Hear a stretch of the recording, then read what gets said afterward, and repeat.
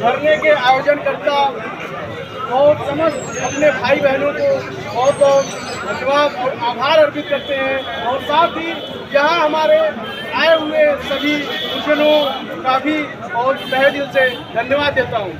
साथियों, जैसा कि पता है अभी तक या 2022 से वैकेंसी आई हुई है, अभी तक एग्जाम नहीं हो पा रहा है। और जब केवल एक रीजन था कि आयोग नहीं बना, आयोग नहीं, यही रोना गवर्नमेंट पिछले 2 साल से हो रही थी। फिर दिसंबर से पहले आयोग बना। आयोग इसलिए बना कि मेले में कोई भगदड़ ना हो पाए, बच्चे कोई कुछ न कीजिए, आनंद फानंद में आयोग बना दिया गया। उसके बाद वो आयोग भी शांत हो गया। आयोग आया तभी चिल्ला रहा है कि जैसा ही शासन का निर्देश होगा वैसे ही काम करेंगे। साथियों, हम इस आयोग और अध्यक्ष महोदय से पूछना चाहते हैं कि आपको अध्यक्ष पद पर नियुक्ति की गई है या शासन के तलवा चाटने के लिए नियुक्ति की गई है? बहुत सही।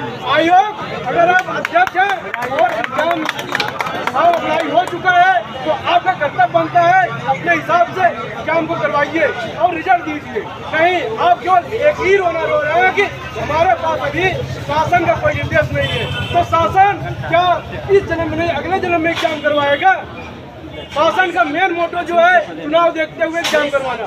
तो हम साथियों आप सबसे अपील करते हैं, प्लीज एक बार एकजुट होकर इस महाधरना पर पहुंचिए और अपने हक की बात कीजिए। इस तलवा चाटने वाले अध्यक्ष और आयोग की बात हम लोग उनके पहुंचाएंगे, कानों में उनका जो फूट भरा हुआ है उसको हटाएं और एक बार अपनी आवाज को बुलंद करें। गांधीवादी तरीके से हम यहाँ धरना दे रहे हैं, तो आइए सबको एक साथ एकजुट होकर अपने मांग की उन तक पहुँचाएं, मुख्यमंत्री जी के कानों तक आवाज को पहुँचाएं और जल्द से जल्द परीक्षा की मांग करें। और साथियों, जैसा कि हमारे अभी गुरुजन डॉक्टर अजीम सर ने यह कहा कि हमें न केवल परीक्षा की तिथि चाहिए, हमें चाहिए तो अब हर ईयर एक कैलेंडर चाहिए, जिससे बच्चे अपने एक निर्धारित लक्ष्य से काम कर सकें और पढ़ाई के। ये जो स्टूडेंट यहाँ आज है तो यहाँ रहने की जरूरत नहीं होनी चाहिए। ये वो तो अपने किताबों के साथ हो, लाइब्रेरी में हो, अपने 10 बाई 12 के कमरे में हो, जिससे वो अपने भविष्य को संवार सके। न जाने कितने माता पिता, न जाने कितने भाई बहनों को उम्मीद को लेकर के यहाँ पढ़े हैं। उन साथियों से पूछिए जो स्टूडेंट आज 10 साल से यहाँ कमरे में 10 बाई 12 के कमरे में अपने दिमाग अपने शरीर को घुमा रहा है, जब घर जाता है घर से आते समय उसके सामने एक उम्मीद होती है, उसके आंखों में आंसू होती है।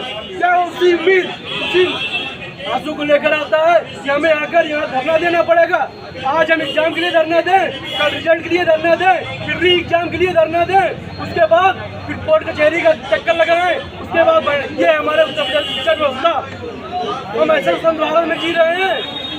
साथियों, हम इन्हीं कुछ बातों के साथ अपनी बात को विराम देते हैं और हम चाहते हैं एक बार यह महाधरना सफल हो और आप सभी एक बार जरूर यहाँ आए। धन्यवाद।